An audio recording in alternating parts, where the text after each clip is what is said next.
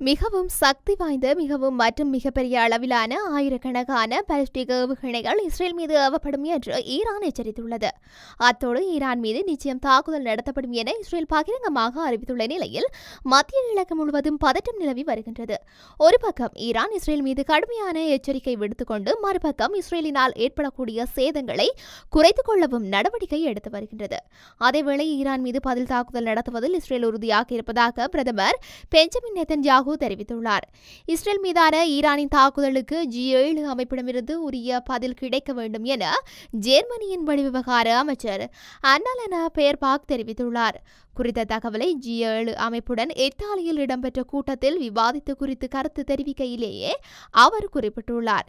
இது தொடர்பாக அவர் மேலும் தெரிவிக்கையில், ஈரானின் இந்த எதிர்பாராத தாக்குதலுக்கு நிச்சயமாக பதிலளிக்க வேண்டும். ஏனென்றால் நாங்கள் G7 அமைப்பில் இஸ்ரேல் மற்றும் ஈரான் தாக்குதல்கள் குறித்து கூடுதலாக விவாதித்துக் கொண்டுதான் இருக்கின்றோம். இந்த நிலைமை மேலும் அதிகரித்தால் இரு நாட்டு மக்களுக்கும் ஆபத்து என அவர் தெரிவித்துள்ளார். மேலும் கடந்த புதன்கிழமை இஸ்ரேல் தானாக ஒரு பாரிய தாக்குதலை மேற்கொள்ளாது என ஜெர்மனியின் சான்சலரான ஓலப் ஸ்கோல்ஸ் சுட்டிக்காட்டியிருந்தமை குறிப்பிடத்தக்கது.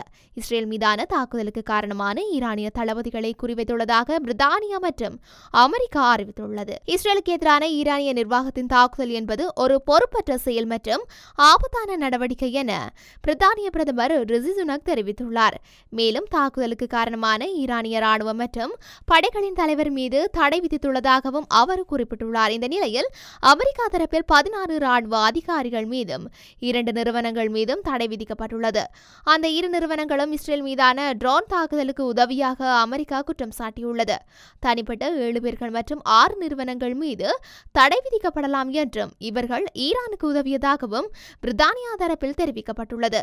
பெயர் வெளியிடப்படும் நபர்களின் சொத்துக்கள் முடக்கப்படுவதுடன் பயண தடையும் விதிக்கப்படுவதுடன் அந்த நிறுவனங்களின் சொத்துக்களும் முடக்கப்படும். ஏற்கனவே புரட்சிகர படையுட்பட ஈரான் மீது 400 தடைகள் விதிக்கப்பட்டுள்ளது. தற்போது கடந்த வாரம் ஈரானின் நடவடிக்கைக்கு எதிராக பிரித்தானியாவும் அமெரிக்காவும் இணைந்து நடவடிக்கை முன்னெடுத்துள்ளது. தற்போதைய தடையானது புரட்சிகர படை மற்றும் ஈரானிய ராணுவ தலைமையகத்திற்கு பொருந்தும் என்று பிரித்தானியா அறிவித்துள்ளது. அத்துடன் ஈரான் பாதுகாப்பு அமைச்சர் முகமது ரேசா, ஈரானின் மத்திய ராணுவ தலைமையகத்தின் தளபதியான மேஜர் ஜெனரல் கோமலியா ரஷித் ஆகியோர் மீது பிரித்தானியா தடை விதித்துள்ளமை குறிப்பிடத்தக்கது.